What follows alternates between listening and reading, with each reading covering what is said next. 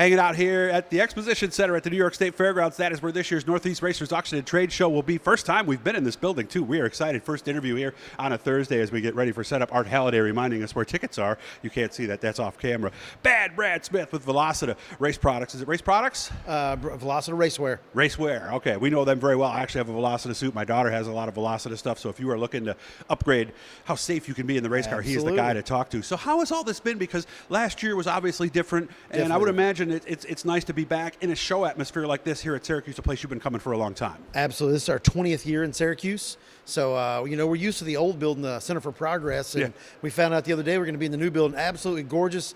Jeremy and his crew have done a wonderful job of making this and putting it together. The building is well lit. Heat and air works. Bathrooms are great. This place has got tons of great vendors in it. Sponsors are here, man. We're just really excited to see the industry doing so well. And is the industry, did it bounce back pretty well in 2021? For us, the industry didn't really go down. We actually saw those that were willing to adapt actually exploded, and our business went crazy because of the pandemic. We joke we're looking forward to the next pandemic. While we're not, from a financial standpoint, we really are. We were maybe prepared and didn't realize we were as prepared. We thought we were loaded up on inventory, and it worked out just perfect, and it absolutely put us just completely over the edge. It was an incredible year. And even though last year's show was canceled at the last moment in the spring, you were in town, and I guess you went to one of the local race shops and just did a show there, right? Yeah, absolutely. We were actually on the way up. Jeremy called me, said, hey, the show's canceled. Governor says no show. I was already in New York. We found a suitable facility really close to a racetrack, went up, set up a private sale. We did a Friday night deal and a Saturday night deal, and it was absolutely amazing. And, of course, Michelle will be here as usual. Michelle Corsi, right? Michelle Corsi will be here with us this weekend. Cody Jackson will be here with us this weekend. He's working with you now. I didn't know that. Yeah, absolutely. We got a few other folks that are coming up.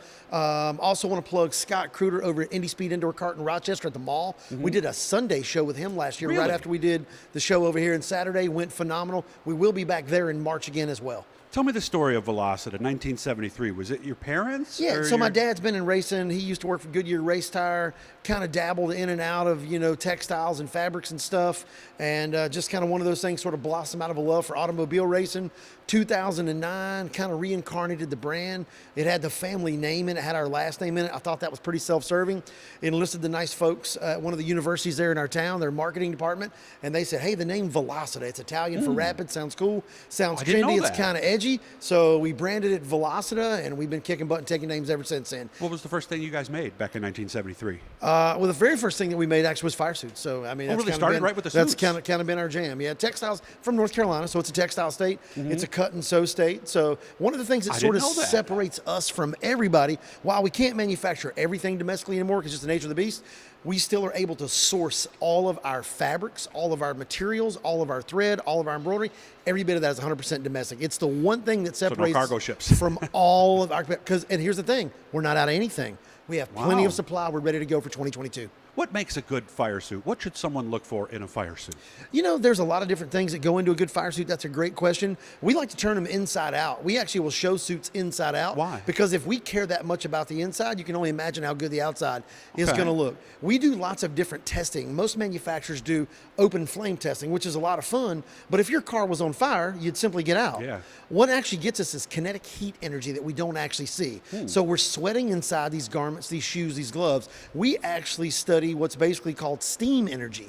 How do we get rid of steam energy and keep drivers from being burnt? As a race car driver myself for 39 years, I've been burnt 2 or 3 times. We've learned a lot over the years. We're actually fortunate enough to work with one of the state colleges that has the most state-of-the-art burn lab currently in America. We actually work with them, and we actually study steam energy and why drivers truly get burnt. We beat fire in 1973. Now we're trying to figure out how to beat steam energy. Yeah, because my daughter was wearing a T-shirt underneath her suit one time, a cotton T-shirt, and somebody said, boy, that's the last thing that she should be doing. Why? Absolutely. So cotton is actually an insulator. Nomex, as we know it, is too. So these things actually can cause you to sweat. So they're not pulling moisture away from the body. We use much more higher end aramids than Nomex. Not that Nomex is bad, but Nomex is a commodity material. We go way beyond the level of Nomex to get you aramids that actually pull moisture away from your body. They're moisture wicking, they're more breathable, more flexible. Hence, they give a higher TPP or thermal penetration rating so we can actually make the suit more breathable, more comfortable while also making it safer. Yeah, because that cotton shirt in a fire situation, it would steam and she would still get burned. That's right? exactly right. And it's really not so much cotton burns. It's not about that at all. It's that it's Any causing t-shirt? you to perspire, and it's actually making you wetter. The wetter you are, the easier you're going to burn. I tell people this all the time. Take some bacon and put it in the sink and get it nice and wet. Okay. Limp bacon and get it really wet. Heat up your cast iron griddle as hot as you can get it. Take one piece of bacon and put it in the freezer and freeze it overnight.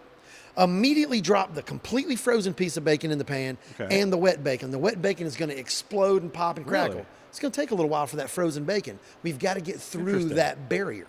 So basically what we're doing, we're not freezing people, but what we are doing is we're keeping that moisture away from the hot surface. I like that. I like that. Some people have told me too, and I'm glad I have you in front of me, should the suit be a little loose?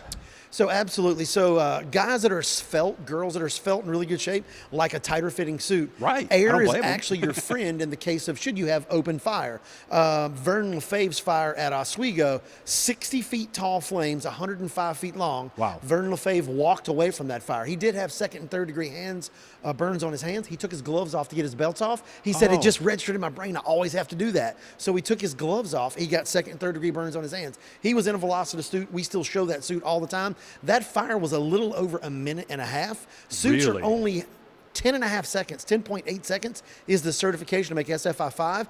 Two reasons that happened for Vernon Lefebvre. Number one, Jesus loves him. Number two, we built a really good product and Vern did the right thing. So Interesting. when we look at that, Vern didn't get burnt up because Vern had our moisture wicking layer underneath his suit, kept him nice and dry. Therefore, it did exactly what it was supposed to do. Any special deals this weekend for folks? Man, this is our pre-Black Friday. While I won't give the deals away, there are actually some buy one, get one free suit Really? deals. What?